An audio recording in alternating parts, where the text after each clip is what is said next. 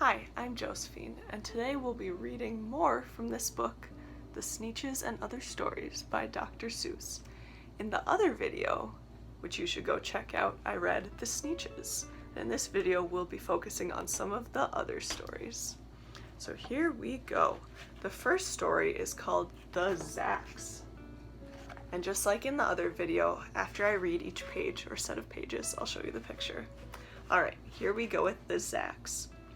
One day, making tracks in the prairie of Prax, came a north-going Zacks and a south-going Zacks. And it happened that both of them came to a place where they bumped. There they stood, foot to foot, face to face. "Look here now," the north-going Zacks said. "I say, you are blocking my path. You are right in my way. I am a north-going Zacks, and I always go north. Get out of my way now, and let me go forth."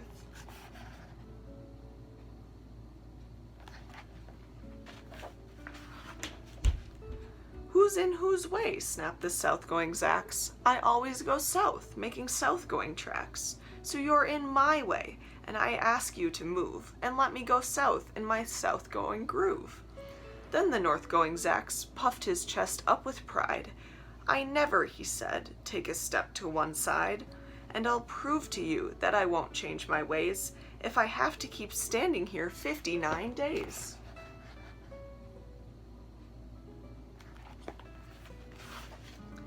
"And I'll prove to you," yelled the south-going Zacks, "that I can stand here in the prairie of Prax for 59 years, for I live by a rule that I learned as a boy back in south-going school.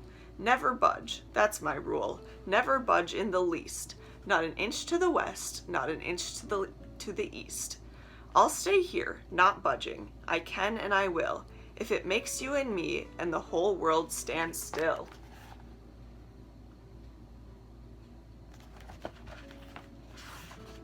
Well, of course the world didn't stand still. The world grew. In a couple of years, the new highway came through, and they built it right over those two stubborn Zacks and left them there, standing unbudged in their tracks.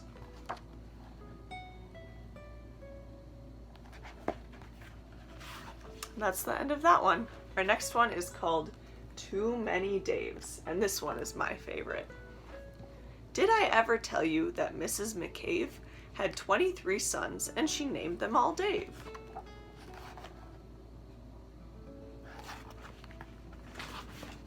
Well, she did, and that wasn't a smart thing to do. You see, when she wants one and calls out, "Yoo-hoo, come into the house, Dave," she doesn't get one. All 23 Daves of hers come on the run.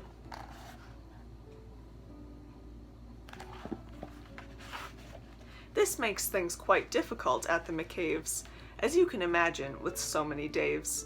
And often she wishes that, when they were born, she had named one of them Bodkin Van Horn, and one of them Hoosfoos, and one of them Snim, and one of them Hotshot, and one Sunny Jim, and one of them Shadrach, and one of them Blinky, and one of them Stuffy, and one of them Stinky, another one Put-Put, another one Moonface, another one Marvin O'Gravel Balloonface, and one of them Ziggy, and one Soggy Muff, one Buffalo Bill, and one Biffalo Buff, and one of them Sneepy, and one Weepy Weed, and one Paris Garters, and one Harris Tweed, and one of them Sir Michael Carmichael Zut, and one of them Oliver Bolivar Butt, and one of them Zanzibar Buck Buck McFate, but she didn't do it, and now it's too late.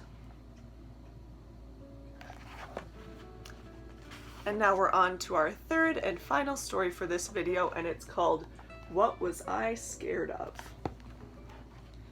Well, I was walking in the night, and I saw nothing scary, for I have never been afraid of anything, not very. Then I was deep within the woods, when suddenly I spied them. I saw a pair of pale green pants, with nobody inside them. I wasn't scared, but yet I stopped. What could those pants be there for?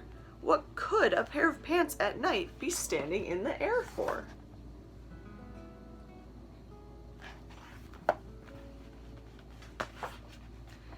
And then they moved, those empty pants. They kind of started jumping. And then my heart, I must admit, it kind of started thumping. So I got out. I got out fast as I could go, sir. I wasn't scared, but pants like that I did not care for. No, sir.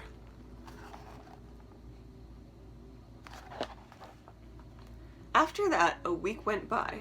Then one dark night in Greenwich, I had to do an errand there and fetch some Greenwich spinach.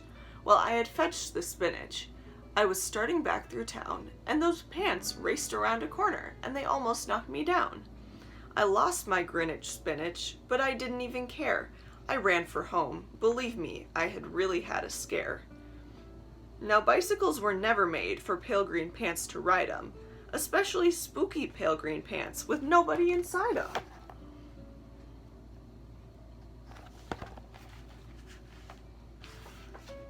And the next night I was fishing for doubt trout on Rover River when those pants came rowing toward me. Well, I started to shiver. And by now I was so frightened that I'll tell you, but I hate to. I screamed and rode away and lost my hook and line and bait too.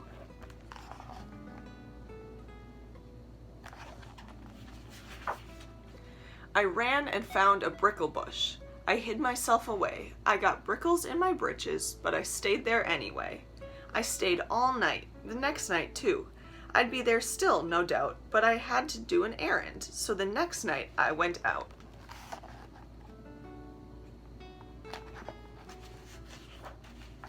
I had to do an errand, had to pick a peck of snide, in a dark and gloomy snide field that was almost 9 miles wide. I said, I do not fear those pants with nobody inside them. I said and said and said those words. I said them, but I lied them. Then I reached inside a snide bush, and the next thing that I knew, I felt my hand touch someone, and I'll bet that you know who.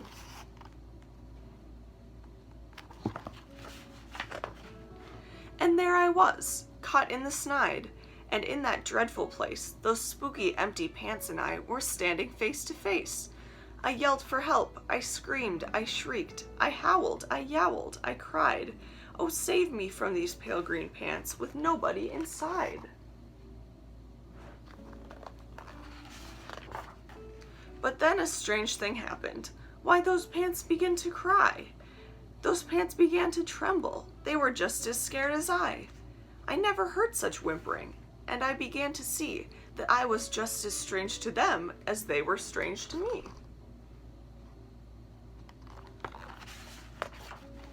I put my arm around their waist and sat right down beside them. I calmed them down. Poor empty pants with nobody inside them. And now we meet quite often, those empty pants and I, and we never shake or tremble. We both smile and we say hi. Thanks for listening to Storytime. I hope you enjoyed it.